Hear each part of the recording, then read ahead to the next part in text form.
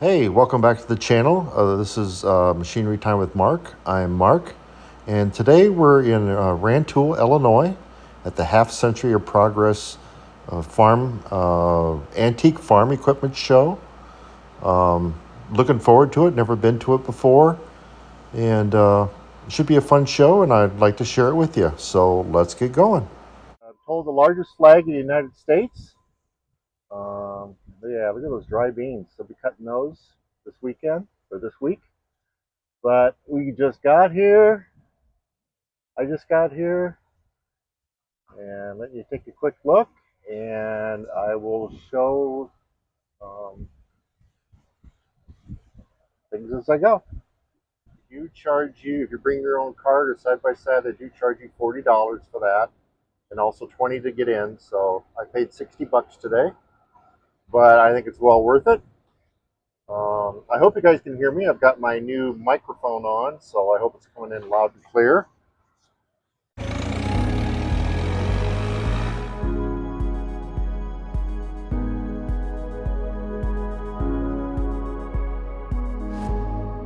Looks like they're kind of getting ready to start picking some corn, so we will check on that shortly. Oh boy. So we're actually on an airstrip right here. Um, so I don't know what this used to be. So I'm out here on the runway right now. An old Steiger over there, Tiger 2. And here we're about getting ready to get ran over by an 8850, which in my time in the 80s, that was the tractor. Unfortunately, they had a problem with the new V8s, and a lot of those had to be replaced. But definitely a cool tractor. You can see the biggest flag, and I'm told in the world for the United States. We'll get closer to that. What do we got coming here? I'm not sure what that is. Ah, never even heard of it. The Conwell Mark? Never heard of that. So let's try to get over here to some of the lines and see what we got. A big old 6030. A powerhouse in its day. Looks like I got a 6-bottom plow behind it. 4320. Some Massey's. I don't need to tell you guys what these are. You know what they are.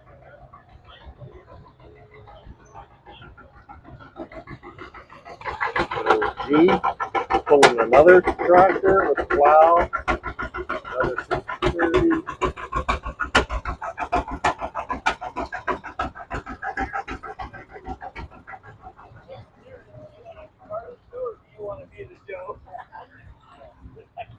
Got another 6030. 6-bottom plow. Beautiful tractor. So yeah, all these guys hooked up to the plows. They're going to be going in and plowing, obviously after the pickers. That's 4020. Some red for you red guys.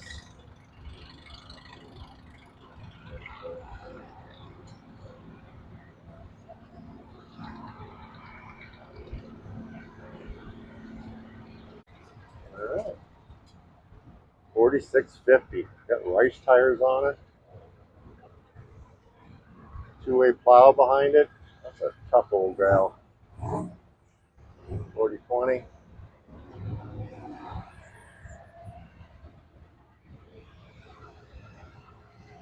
Now here we got a monster. A Delta 750 Earthquake, it's called. I'm guessing, what do we got here? What do we got? 1, 2, 3, 4, 5, 6, 7, 8, 9, 10, 11, 12, 13, 16 bottom plow. That counted wrong. I don't know how much horsepower that thing's got. Probably 750 horse. It's a 750. Look at that. Look at how the plow hinges. So it's like a six bottom plow, three six bottom plows.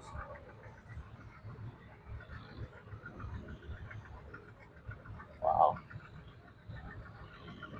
I wouldn't think you'd be able to go too deep with that. Flag. Let's get back over to our line of equipment. An old John Deere grain cart that added another top to it, make it hold a little bit more. Old Steiger. It says make Alice Chalmers. That's not quite right.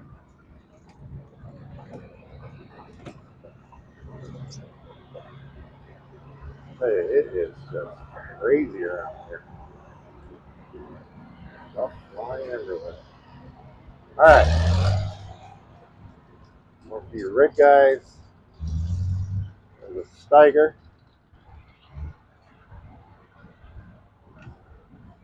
I'll tell you, back in the day, Steigers were quite the tractor. They were the kind of the king of the four-wheel drives, articulating.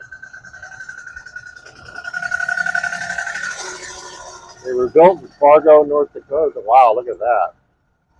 Two tractors made into one. There's another one, two tractors made into two 4020s.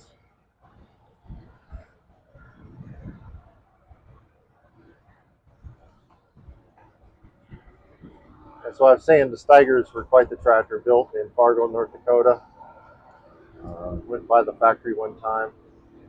Now they are owned by Case IH. So basically, Case IH just uses the Steigers as their four-wheel drive tractor. Because IH Case really couldn't build one to keep up with Steiger, and well, so they just bought Steiger. It's easier that way. Um, there's an old Versatile. Those were built, and those were back in the day, they were a Canadian tractor, built in Canada. I think they're still built in Canada, but they are owned by a Russian company now. Kind of odd, but the world market out there. Everybody owns everything. So yeah, they were definitely the head of four-wheel drive in Canada. Versatiles were back in the day. Piece of plow for sale, so let's buy that. Here we go with some more pickers. That one's actually got a sheller on it. You can tell by the tube in the back. It shoots the grain out instead of the cob and the grain. Another sheller.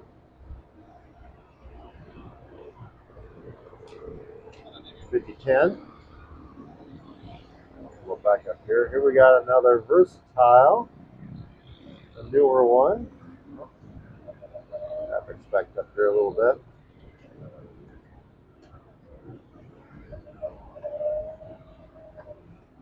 Very cool tractor. Another 6030.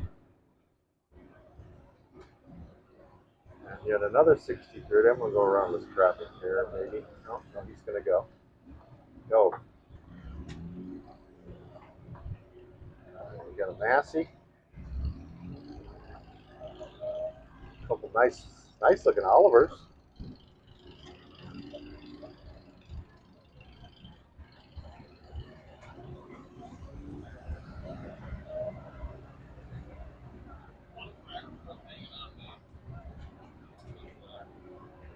Oh, 71 Minneapolis Moline. Another Oliver.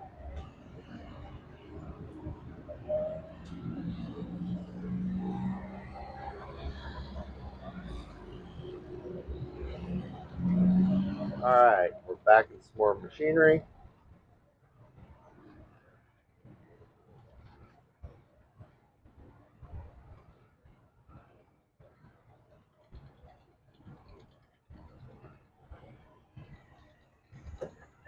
Minneapolis Moleens,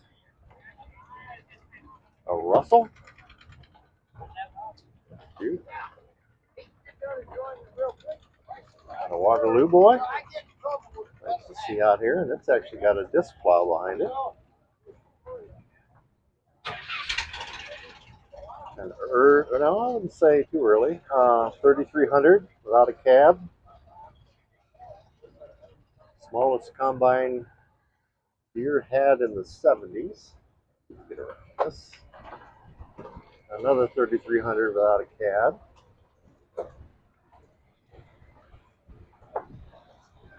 Two row. All right, let's start with Deere's first attempt at articulating four-wheel drive.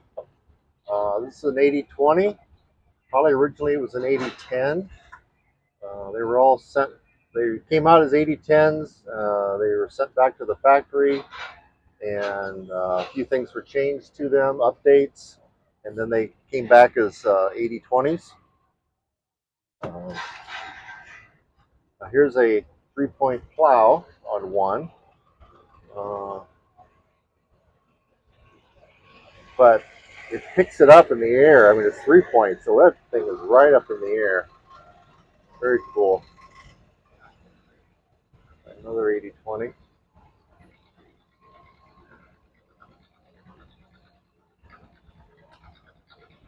Cool tractors. None of, well, yeah, I think some did have cabs, but they weren't much of a cab. Not like today. Some more pickers. There's a one row.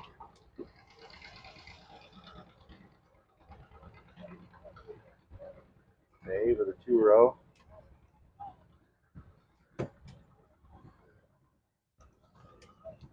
think we'll go down another line here. Let's keep the green going.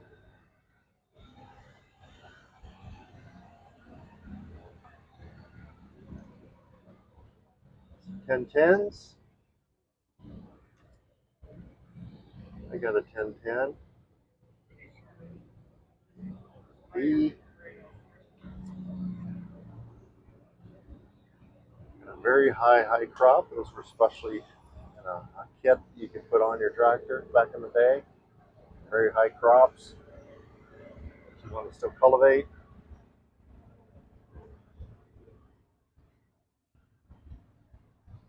D with some unique front tires on it.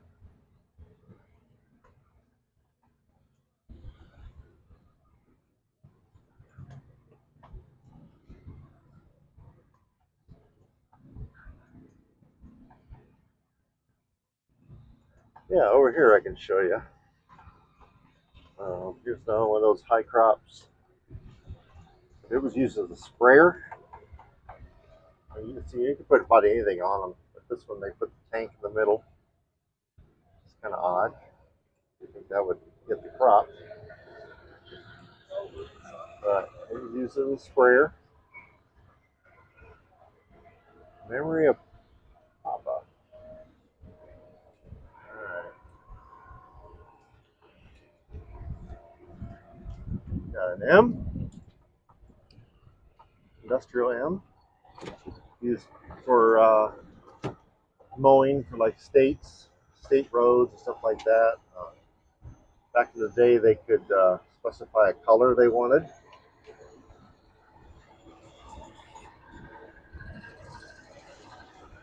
Or 30 industrial. That's nice. I like those tires on there.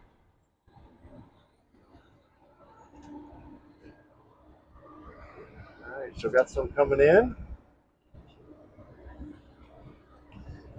All right, another one here. Barber Green. They have a special. They could get them with special, like digging up beets or something like that, sugar beets, things like that. The company that made specific. And when they would sell them with a John Deere tractor, and they would paint them kind of an off. They called Barber Green green and yellow. So, once a company buys a tractor, or even you can do whatever you want to with it. Paint it whatever crazy color you want. It's an 830 industrial. I've always liked industrials. I don't know why.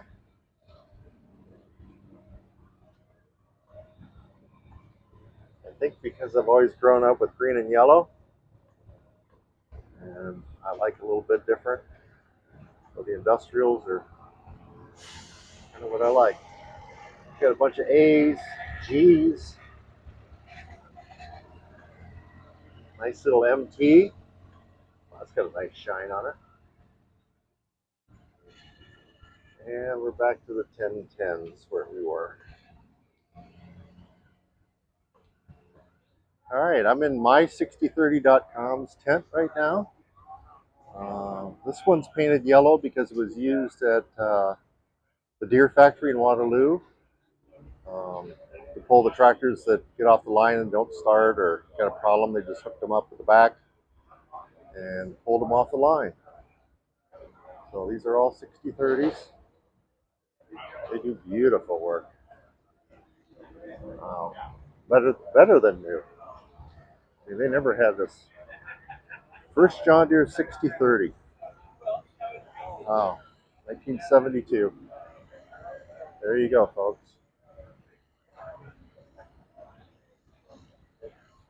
Beautiful tractor.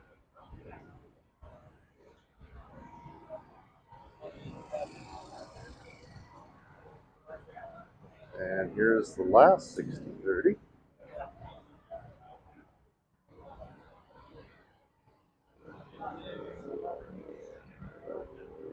First and last.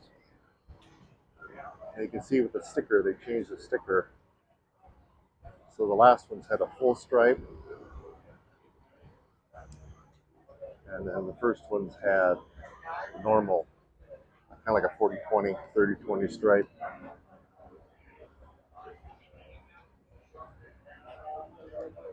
This guy out over here.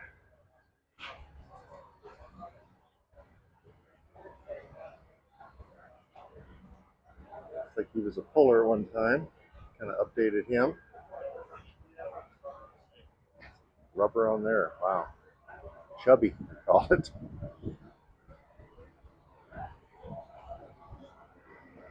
Oh yeah, they do good work. I've had worn some of their t-shirts in the past. Kind of a 6030 fan.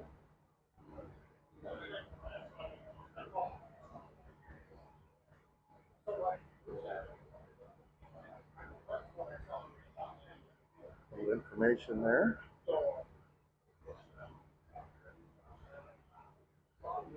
There's that one.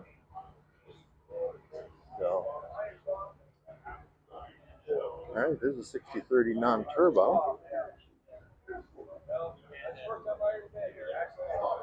This was the last non-turbo kept in the United States. They must have sold a lot of 6030s without turbos overseas, I'm guessing.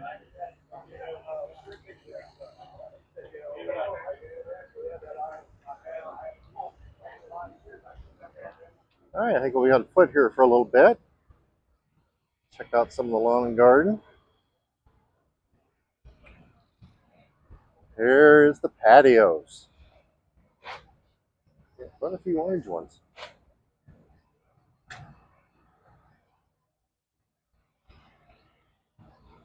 Very hard to come by. A lot of them didn't go over well. A lot of them were painted green.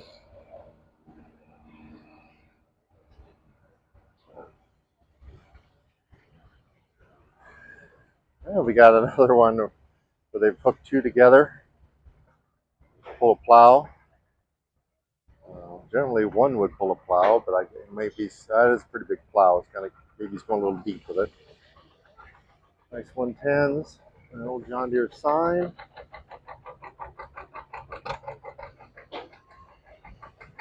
70 sounds pretty healthy. Let's take a look around some more here.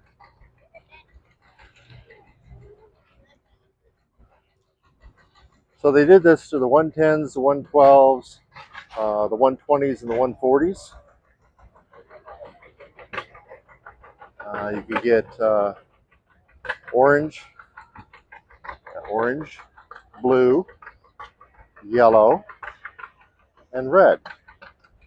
And when the tractor came to the dealer, it would be all white, no hood or seat on it.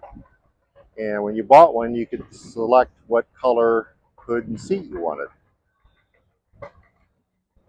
And what makes the seats unique, other than the color, is here in the back, they had a rough texture, different than the regular seats. The regular seats were just soft or flat, but these had a rough texture on them.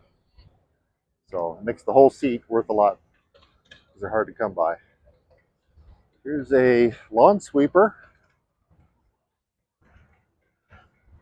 pull behind.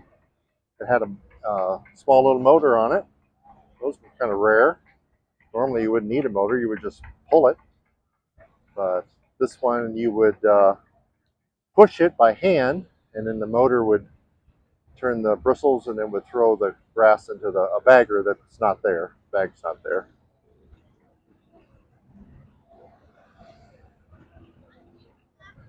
Walk around a little bit more.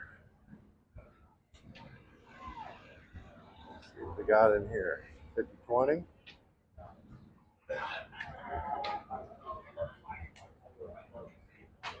50-10.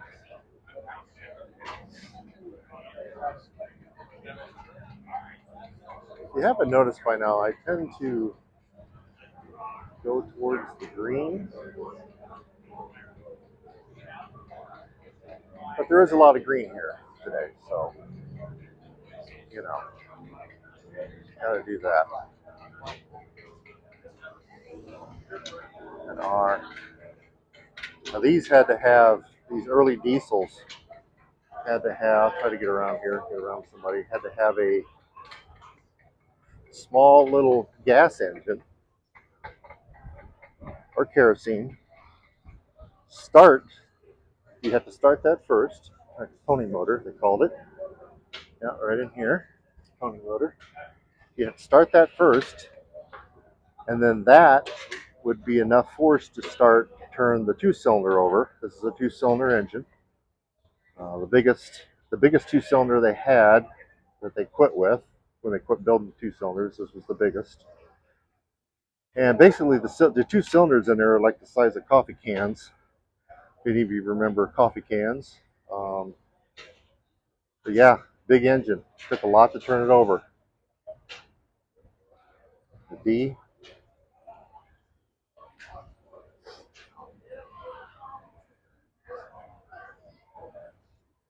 Here we got some homemade little tractors, which I think are always interesting. They're done very well.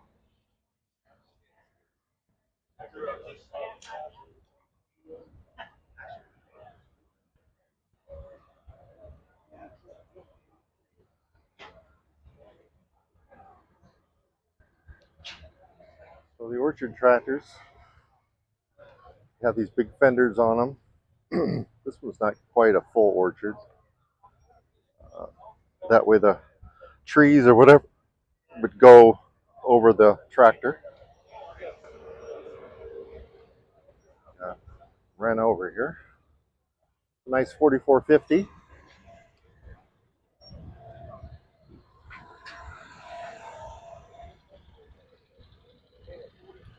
4320. Let's try to go over here.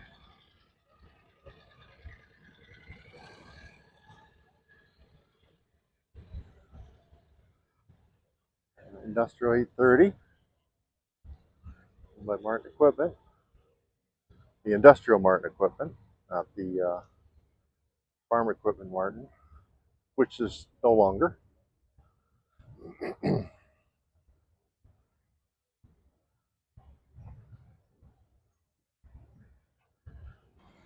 They are still unloading equipment. It is the first day.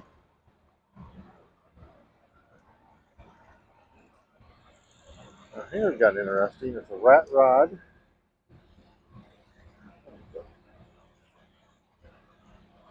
Let's turn this thing into an interesting piece.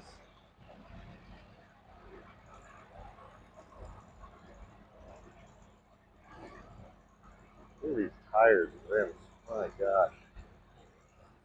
I think the tires alone would cost as much as the tractor. We got that 4250 coming in. Narrow front.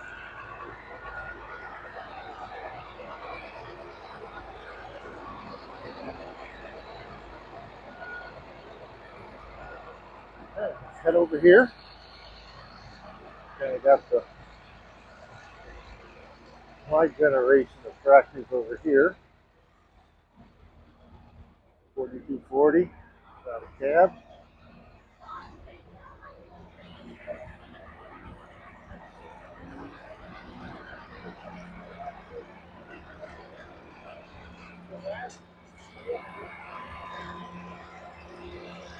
'42 that's running.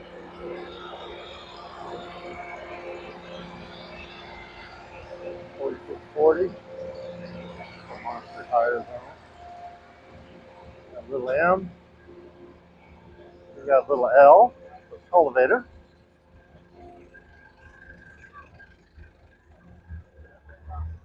Wow.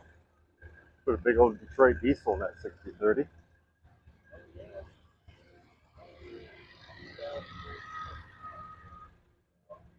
3020 diesel. 5010. Little 2020. Two-row planter behind it. Check out that planter. Paxton, Illinois. It's a nice homemade two-row. I like the boxes. Shrunk them down a little bit. 3-point.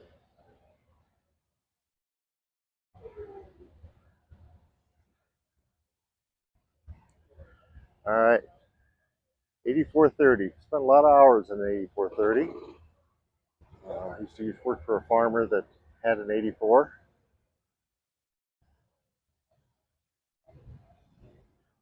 Same frame and size as an 8630, but it's a smaller engine. Here's a 7520 with a 8630 or 8640 cab. Put on it. Looks good. Did a good job.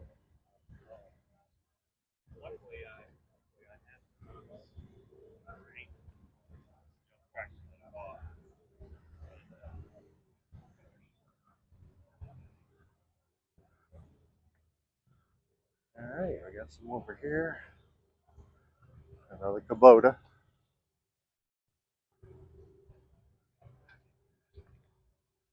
Oh, we got a high crop over here. Again, these were used in a lot for vegetables. Used a lot down south, even up into Michigan and Wisconsin. Vegetables, 4020. Really cool. But they came from the factory this way.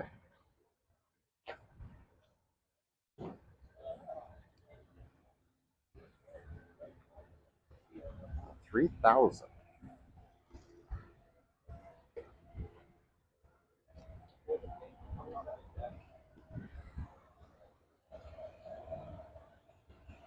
Huh, never heard of a 3,000.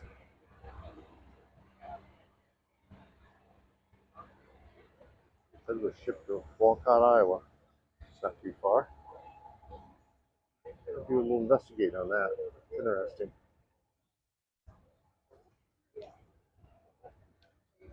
It's kind of a unique one. Politician's limousine.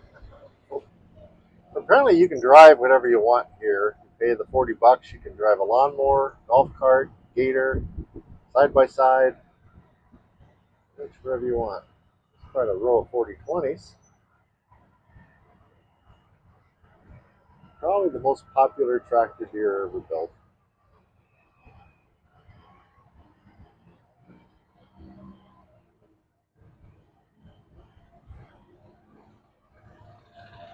Originally, came out with the 4010.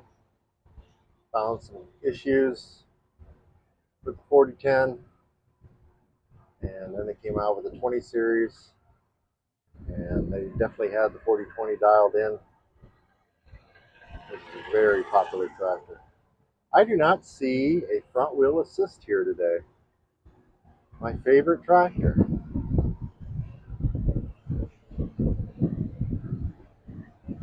Look at that guy. They put a big old cat engine in that. Wow. I'd say they do a little pulling with that one, tractor pulling. And of course, 158 loader on a 4020. That's the perfect match. The perfect loader setup. All right, kind of making an attempt at looking at some other brands here. There's a Ford that somebody made into, I believe that was a kit you could add, make into a road grader.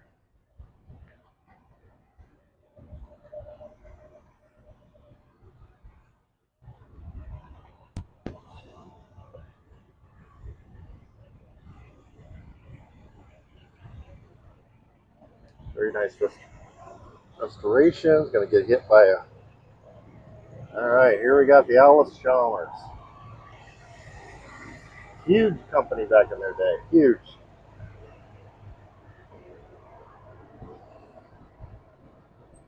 Okay, here's one front wheel assist. That's kind of what I was talking about with the 4020. So we got 220s here.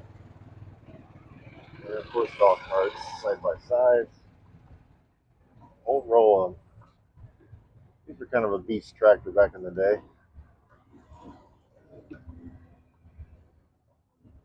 For sale. The D21.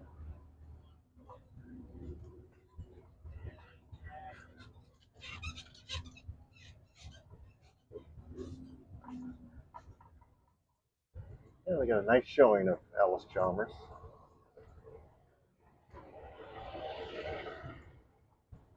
Old puller, tractor puller. Speaking of tractor pullers, here's another one. Someone's made up. Several of them here. Some newer, some of the last Alice Chalmers.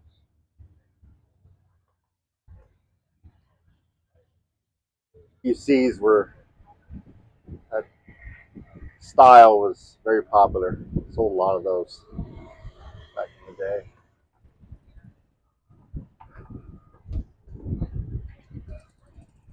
But could you imagine today a farmer that would have to use a two-bottom plow? No cab. I don't think they'd know what to do. Some of these were even crank start, not electric start. Oh, there you go. There's a three-bottom plow on that one. Really move it up. All right, now we're going to start with the Masseys. Massey Ferguson. Um, their combines that they built were very good. They sold a lot of them in Canada. Very popular in Canada. I'm not sure if the tractors were. Probably were.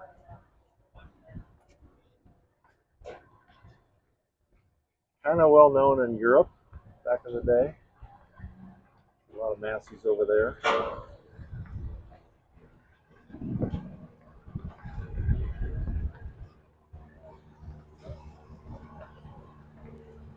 And before they were Massey Ferguson, they were Massey Harris. I'll end up doing a video. That one looks European, definitely. European look to it. A little Ford. But before Massey Ferguson, they were Massey Harris.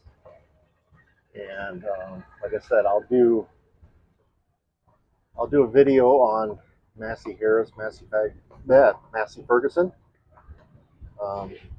It'll kind of explain what happened. You know, the name change.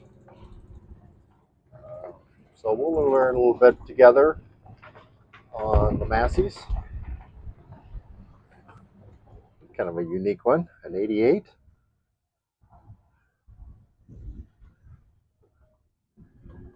Nice Massey Harris hydraulic dump trailer. Kind of rare. Oh, and let's take a look at this.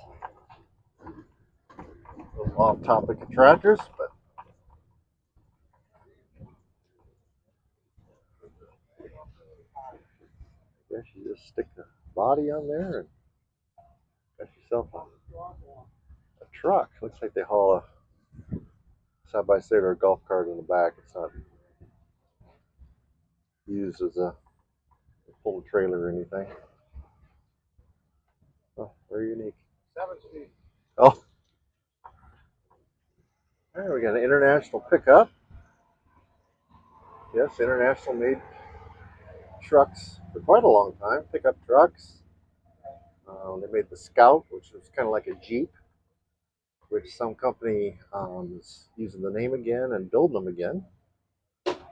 Not part of Case IH or anything. Just nice old semis. Tell they're older because they got the round headlights.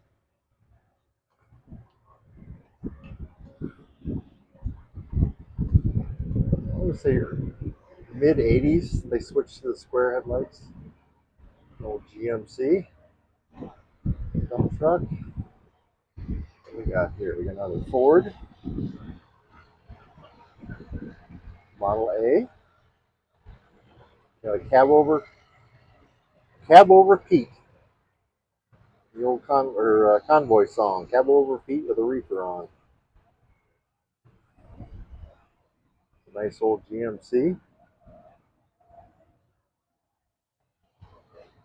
A nice looking truck. It's kind of, I guess you'd call that a cab over. You know, the engine's in the front. Kind of sitting in there with you. I gotta imagine that was pretty hot back in the day.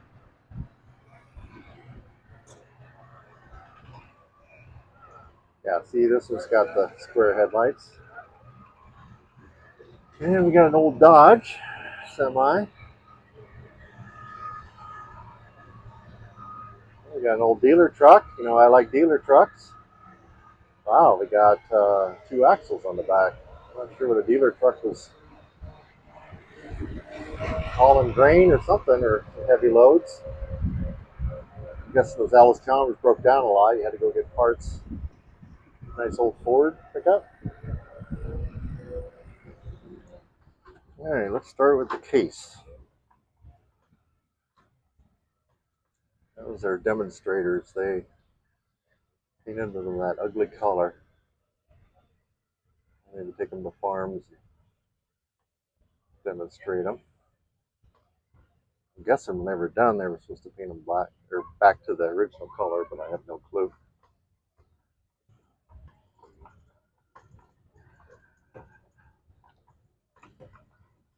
That's an older case. It's been fixed up at one time. There's another demonstrator without a cab. I can remember as a kid one time seeing a train load of these.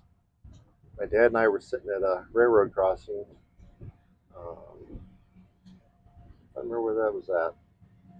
And we've seen a whole trainload of those go by. It was the first time he'd seen them and I'd seen them. And we just couldn't believe why they would do something like that. That color, that black.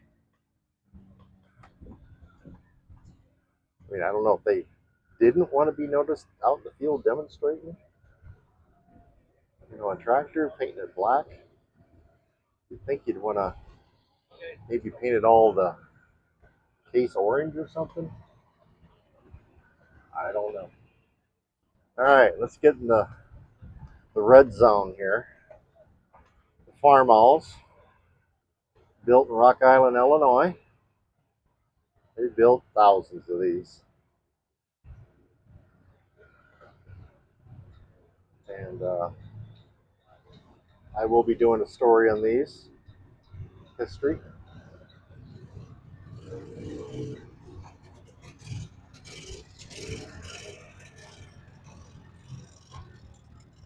All right, kind of finishing up the. Yes, they came factory, two exhausts like that. Kind of a 70s retro thing. First attempt at building their own articulating four-wheel drive. 7020 and the 7520. Dad sold a lot of those. Here's IH's version, industrial. I'm not sure if they all came yellow or not. I was a Cub Cadet. Huh. There's a Chamberlain, double Chamberlain. Those are built and made in Australia. There you go, Joe. Deere eventually bought Chamberlain. And Deere, a lot of the Chamberlains, after Deere bought them, were painted green and yellow. Still were called Chamberlain. Okay, here's an old Steiger. No cab. Dual exhaust. Boy, I don't think that guy would have any hearing at the end of the day. Wow. And another Steiger. I tell you, that green paint color just did not make it out in the sun. They're all kind of known as even faded. What do we got here? Another International. So these didn't articulate in the middle. They kind of, I don't know if there's a name or term for it, but they kind of, each wheel kind of turns, four-wheel steering, I guess you want to say. Here is I believe it's a Fendt. They're European. They're trying to make it into the United States. Starting to see a lot of Fendts. This one it doesn't articulate. Must be four-wheel steering also. All right, there's a Scout. IH Scout, I was telling you about. IH made these. For a while there, if you bought a certain model, there's the front wheel assist. If you bought a certain model IH tractor, I believe it was the four-wheel drive articulatings, they would give you a free Scout because they were having a problem getting rid of both of them. So,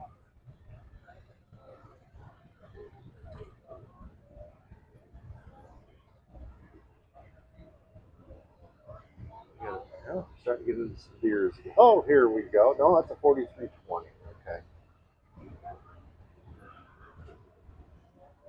All right, here we got probably a Kinsey repower. I'm going to do a story on Kinsey also. 5020s. Is my favorite front wheel assist. My dad was big into front wheel assists. He had a 4020 front wheel assist in 72 or 3. That one's got a Cummins in it. He got it out of Florida, and it was a pretty rough shape for only being a couple years old. Oh, maybe there's one up here. These guys are getting moving. It was in rough shape. He restored it. Rich Lund, a friend of his, helped him put a turbo in it. Dad had it for a long time. It was fun to drive. Just when you thought you were getting stuck, you'd flip the switch on the dash. Oh, it's a 3020 front wheel assist. I guess these guys aren't going to move. You flip the switch, and boy, those front wheels would just start turning. And you tried to turn with the front wheel assist on, you would generally get mud and dirt in your face because it would just kick it right up there. Yeah, cool looking tractor. They're starting to bring a lot of money. But they didn't make a lot of 3020s. They're very rare front wheel assists. Most of them were 4020s, 4320s. But very popular tractor. My dad also had a 4430 front wheel assist. And his last tractor to buy was a 4440,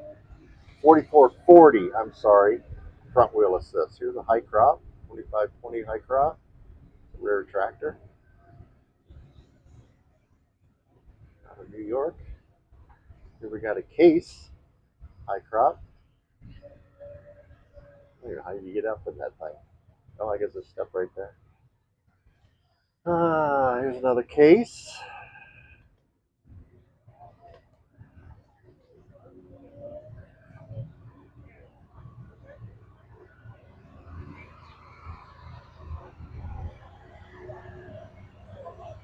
Yeah, I got a couple more IH pickup trucks.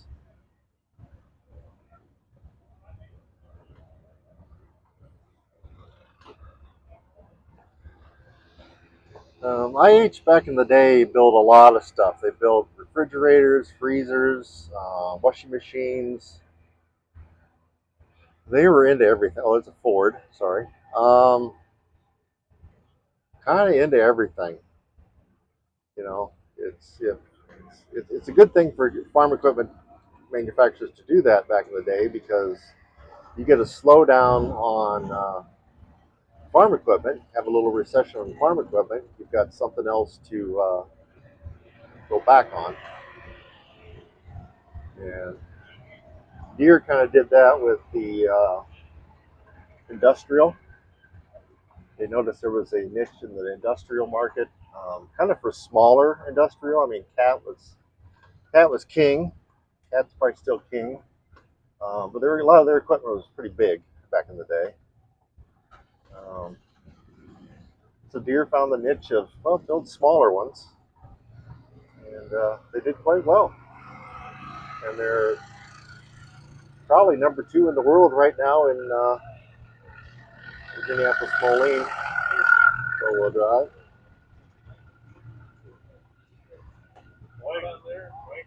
Oh, oh my gosh, he got that hooked up to there.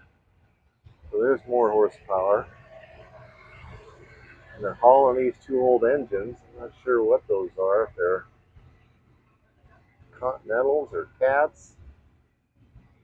I don't see anything that's saying what they are.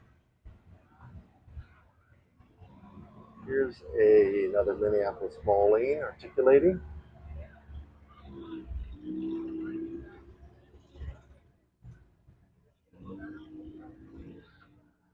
I love them when they still have the dealer sticker on them when they were sold. What do we got up here? We got a little Minneapolis Moline area here. Unique stuff. Pedal tractors. Experimental.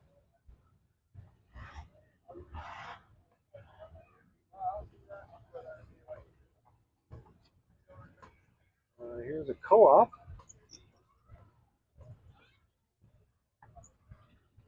Co-op and Cockshut, I believe, are the same company. I'm going to end up doing a story on those too. Cockshut was out of Canada, I believe. Let me do my research. But you'll find most of them in Canada.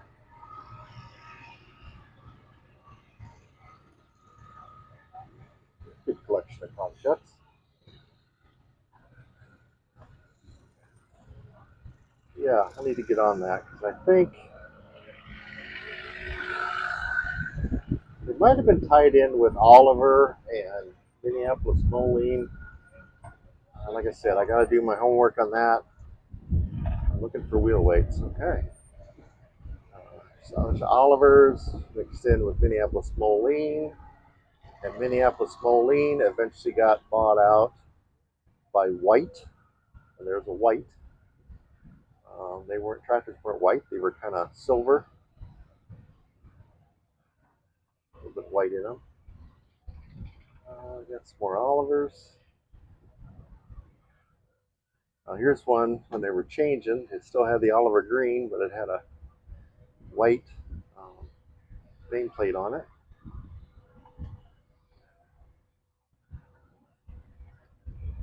These older Olivers are pretty popular in tractor pulls, small horsepower tractor pulls. Not sure why they are.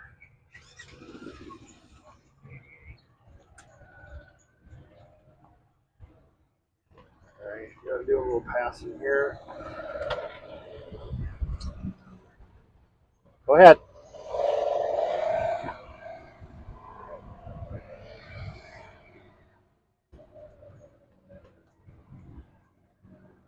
And more Olivers.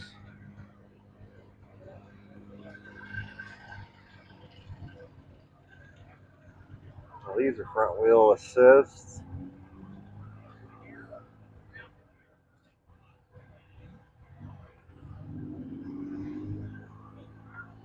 Oh, that is a little Oliver dozer. I shouldn't call it a dozer, it's a tractor. These were probably just used in the field. Never was meant to have a blade on it or anything. Well, Deere had the same thing. Most all of them had the same thing. Okay, we got a Case Spirit of 76. Yes, that was factory.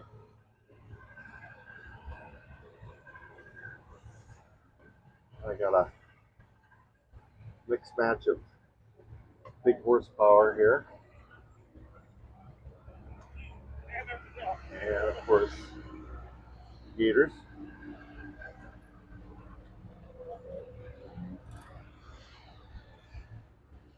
I'll tell you, those D21 Alice's are pretty good, sharp looking tractor. All right, got some more Steigers. Howard Factory.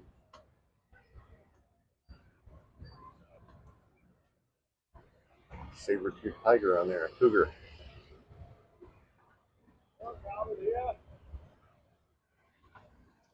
Older Steiger.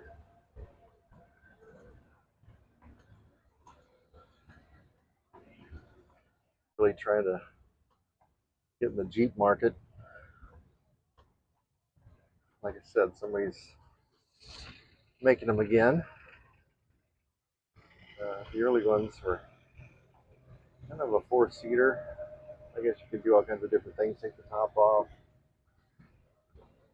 Got some more red over here. Get ahead of these people. All made in Rock Island, Illinois. Factory is gone now.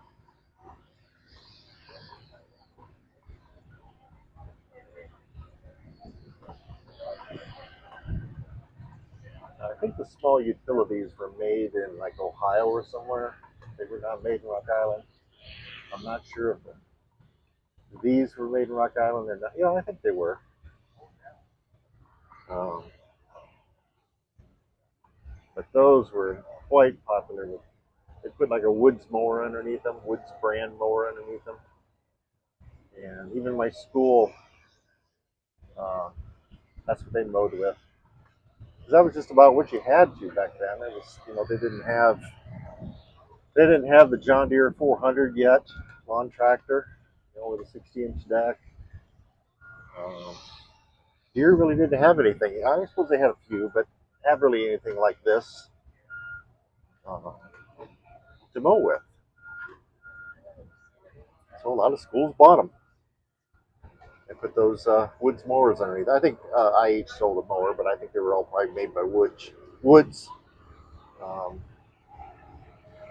which is a factory in Illinois. I cannot remember the name of the town, but it's kind of by Grand Detour, where John Deere started out. So went there one time to pick up some mowers, I believe. I don't know what I picked up.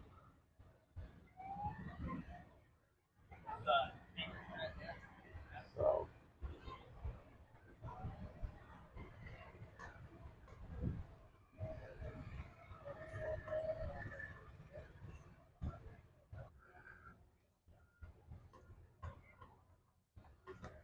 So as we all know, International Harvester went out of business in the 80s.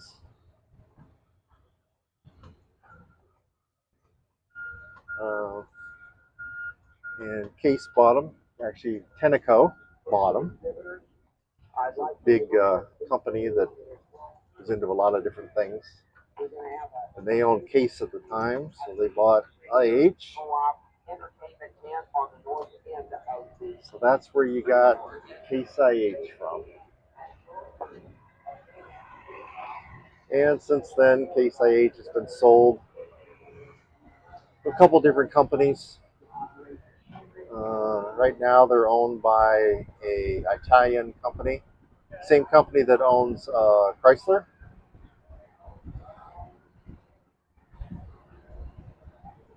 We got International Fire Truck up here.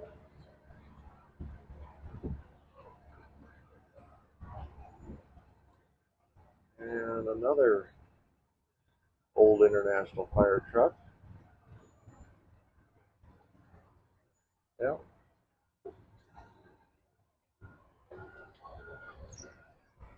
That's another high crop, couple high crops.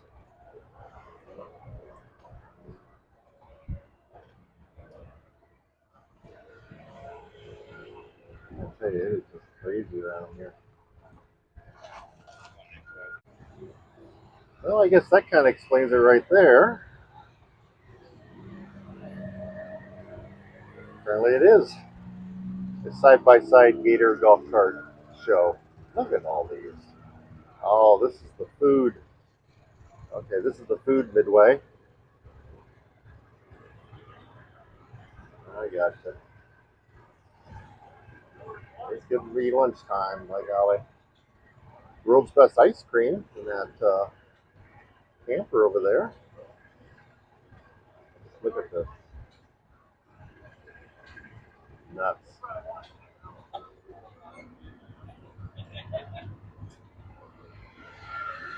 Wow.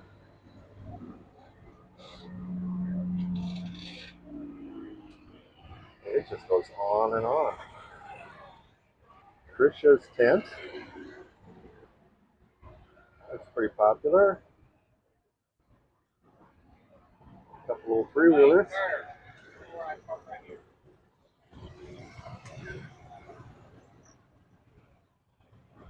Kettle corn, not too good.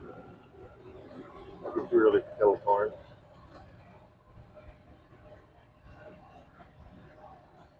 Oh my gosh, we got a lot of food here.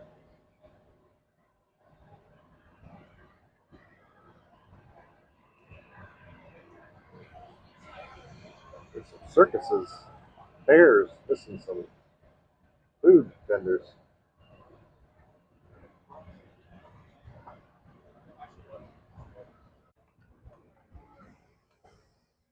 Well, these were used for farm use, mostly out west, pulling the big equipment in those huge wheat fields.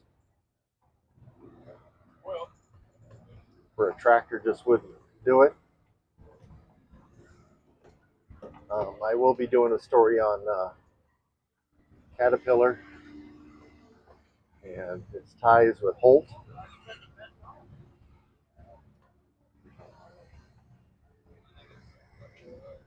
Can you imagine this monster back in the day? Big old diesel. And diesel and Cat's also well known for their engines. They just sold engines that could be used to power farms.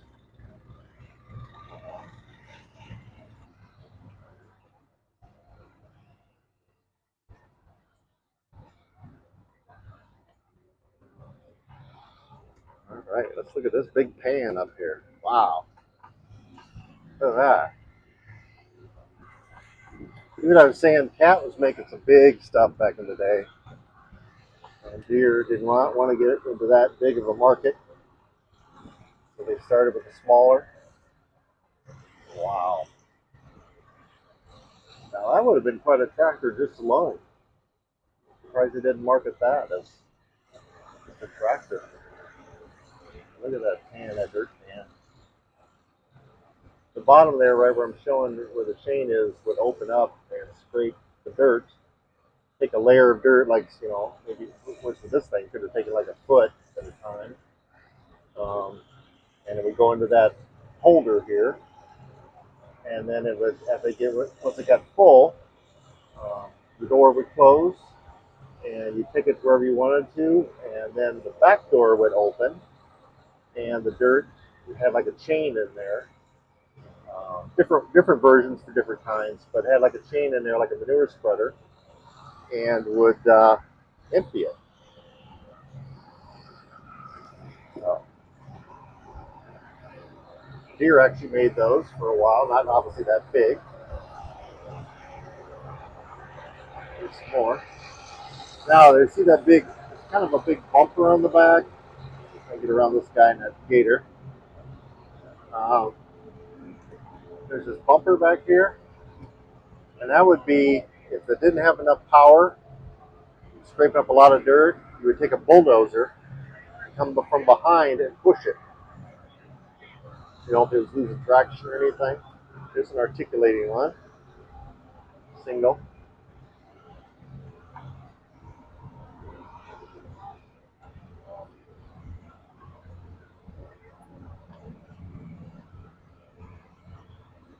Yeah, Deere's was a lot like this. Not quite as big as this, but they were like that. Over here for some more.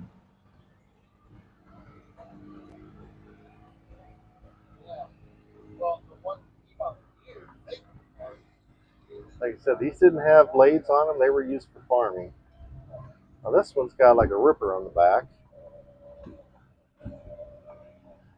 Rip up the ground. There's one with a dozer. Here's one with a dozer and a, well, that lifted. Okay, it's got that winch in the back, like a PTO winch. That would lift the blade. So no hydraulics.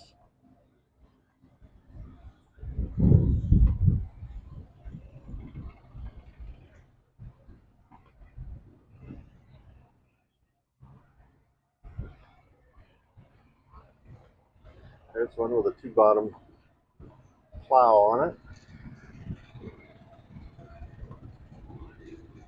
Some more. And of course, back then they used the Caterpillar. It looked like a Caterpillar logo on a lot of them. You can see it right on that one. Kind of looks like a Caterpillar. That one's got a cultivator mounted to it. Dealer truck, I'm guessing. It's going to be made into a dealer truck. Here's the type of combines that they would be pulling these dozers out west. Big combines for their day. They made even bigger ones, but those huge wheat fields, thousands of acres, you had to have something, and most of them were on big side hills. If you took a regular tractor, it wouldn't stay on the hillside. Even the combines would slip a little bit. A lot of them had steel wheels. There's the Caterpillar. You can look like a Caterpillar. Yeah, so Deere made exclusive. They made combines, full-type combines for out west back in the day, exclusively for Caterpillar to pull them, because Deere didn't have anything that could pull it at the time, especially on hills. Here's the anniversary one. Very cool. All right, this is some stuff that's going to be on auction in November. This was owned by, you can see, like a township. You can see it on the hood there above the deer.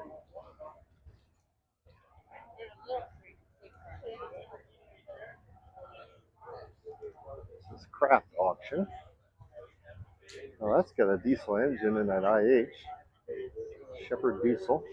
It's interesting. Mel's Chalmers. Indianapolis Moline Orchard. There's an Oliver LP, liquid propane, ran on, not diesel or gas.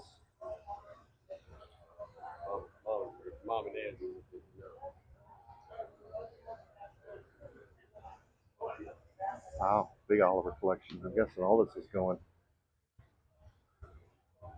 Another LP.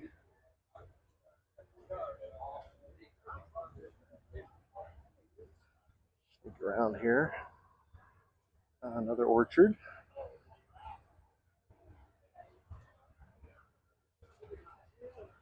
Some fantasy pieces there. Those are not original.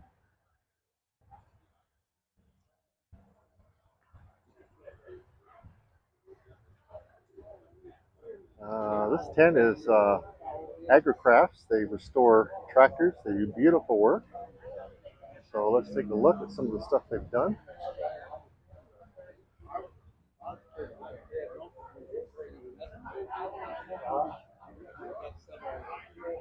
Wow. Like I said before, a lot of these did not look this way when they came out of the factory. As an early demonstrator. Yeah, again, why these companies did these demonstrators in weird colors. 4050.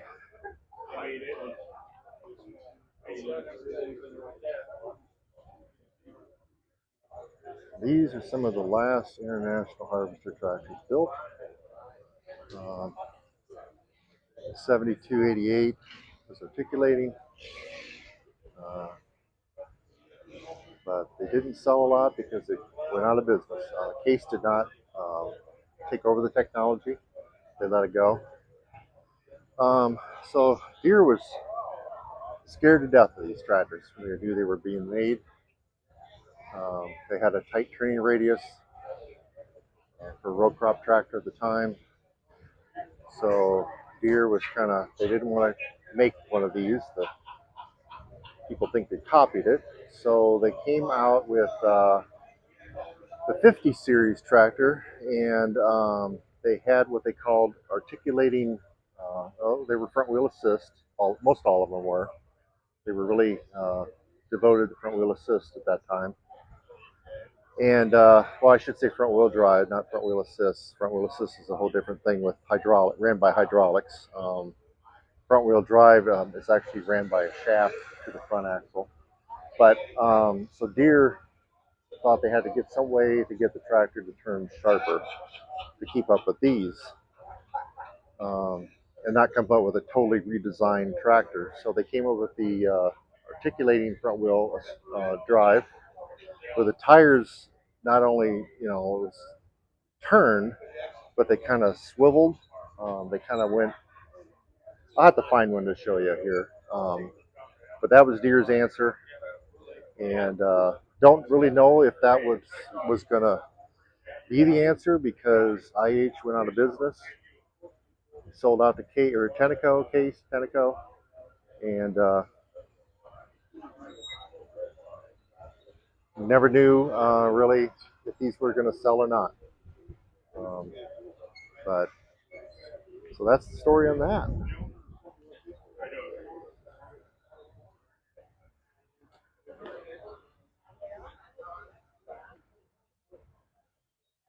The Beast. That's factory with that. I'm not sure it didn't come with all the chrome, but it was factory.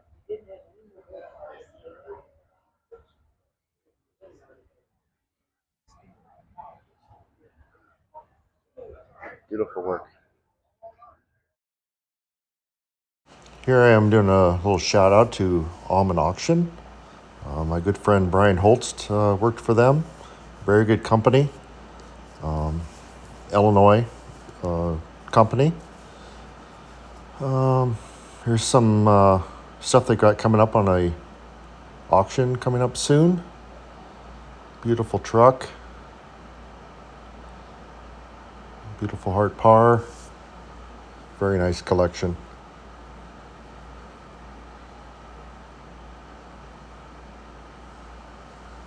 And we got a 4020 Wheatland. You notice it's got the different fenders, like 50, 20, 50, 10 fenders. I got the area right in there where I was pointing. That's different. And then the Wheatlands also didn't have a 3-point hitch. They just had the regular hitch and a PTO. Yeah, that's what it normally would look like with the different row crop fenders. Beautiful tractor. There's a Farmall.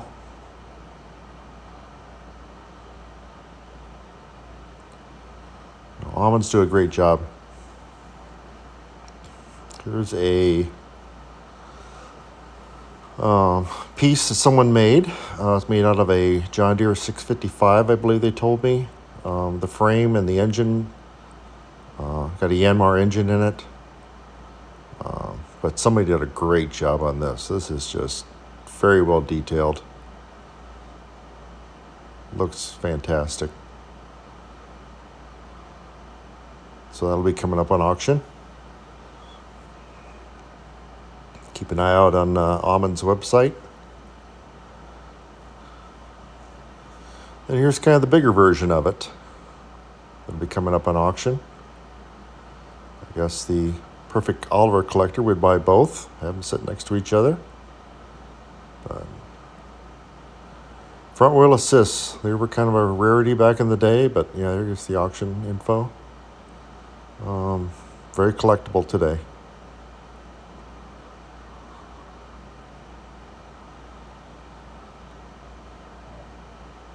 Beautiful. All right, let's head over and look at some red equipment. A lot of red at the show this year. I think it was a special anniversary for, I don't remember what model it was. We'll have to take a look here and see what the most models are. But it's just endless. Just row after row. And it's hard to believe all these were brought here to this show by semi, or a single, you get 2 or 3 on a semi, single one on a trailer. Just the amount of loads brought here, it's just, the participation is just fantastic at this show. I'm just, as you can tell, I've been blown away by this show. It's great. Beautiful weather. I understand last year it was very hot.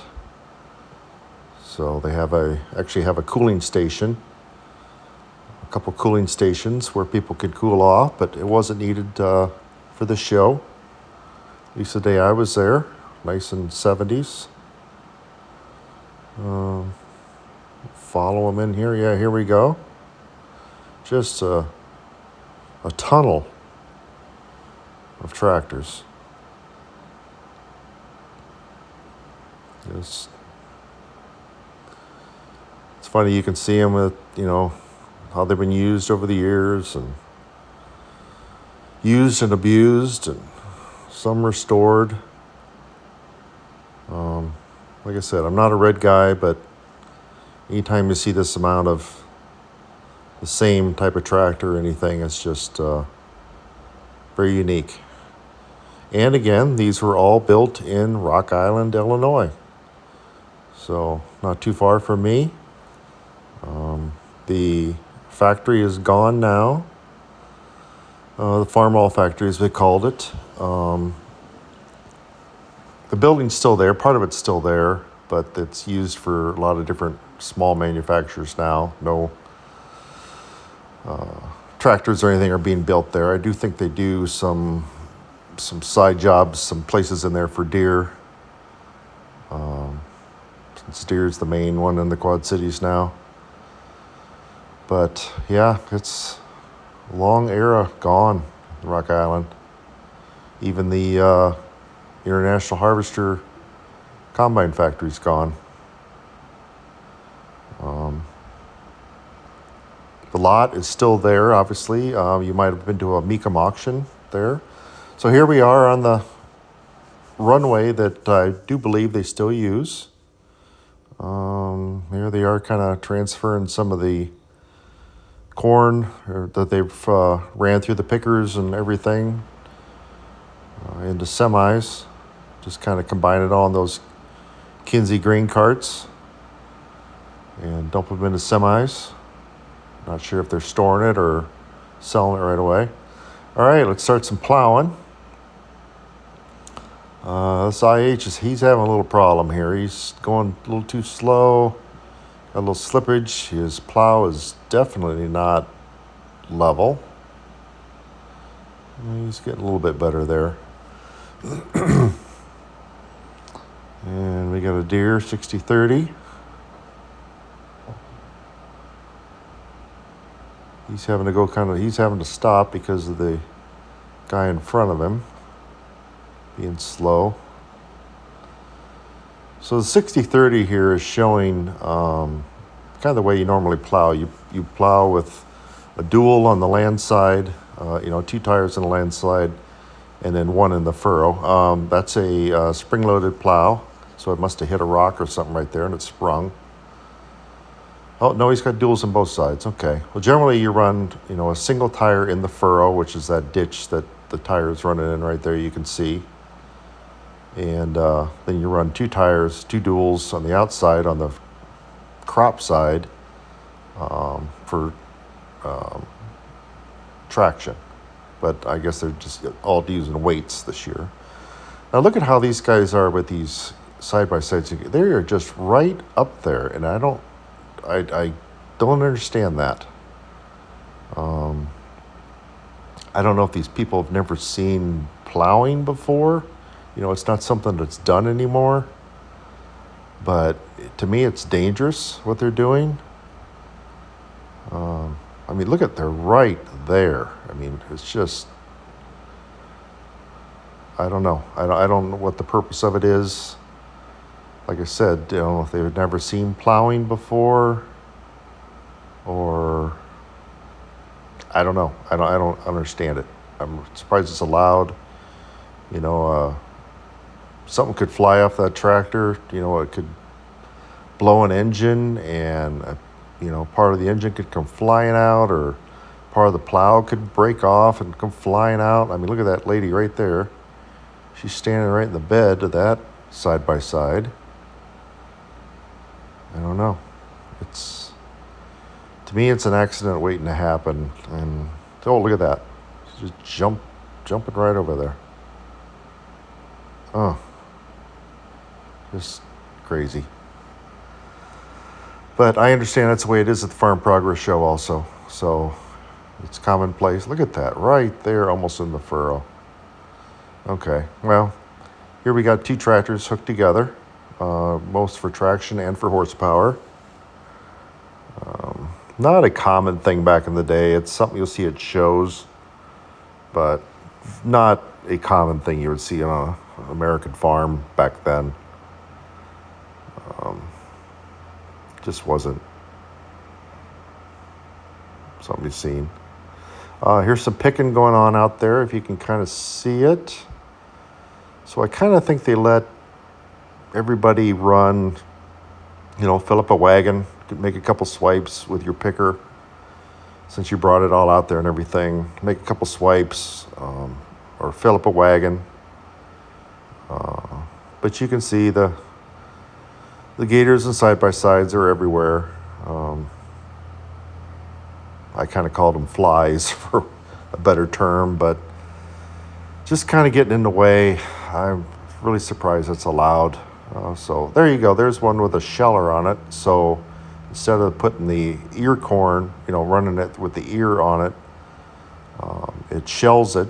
So it makes it just into corn. Now there's one that's just regular picker, but you can see both of them together. So one would throw the ear in with the corn on it, and then the other one would take the cob off, and you just get the grain. So I made 2 different types of storage. The old kind with the ear on it, you would have corn cribs, which are basically made out of wire or chicken wire, whatever you want to call it.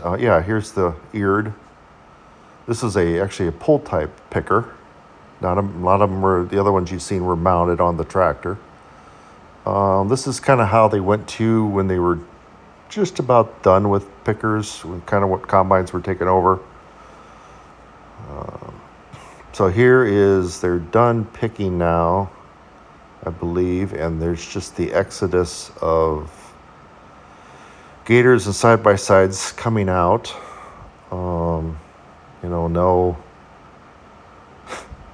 No organization or anything. It's I'm guessing what our roads would be like if we didn't have stop signs or stoplights. People just driving everywhere. But that's kind of the way the show was, and apparently always has been, and luckily no one that I'm aware of has ever gotten hurt. So here we got a 60/30. It's unique that they've put a tracks on it, rubber tracks. That's quite commonplace in today's world. But here's a closer look at the American flag that I promised you. Beautiful flag, huge flag, biggest I understand in the United States or the world. So it was a great show. I enjoyed it a lot. I hope you did too. Had a great time. Definitely will come back again. Very lucky to have the great weather. Earlier I was telling you about how deer had to change their tactics with the IH articulating coming out. This was a kind of a ad for the articulating or the front wheel assist caster action, they called it. So with that, we're going to end it right here. I'd like to ask you to please like and subscribe. Ring the bell to get notified of new videos. The subscriptions really help. I hope you guys enjoy what I've been putting out there and what I plan to put out there in the future. It really helps. It kind of shows me what you guys might want to see and maybe don't want to see. So I've got some different ideas for the future, and we'll go from there. So thanks for watching, and have a good week. Bye-bye.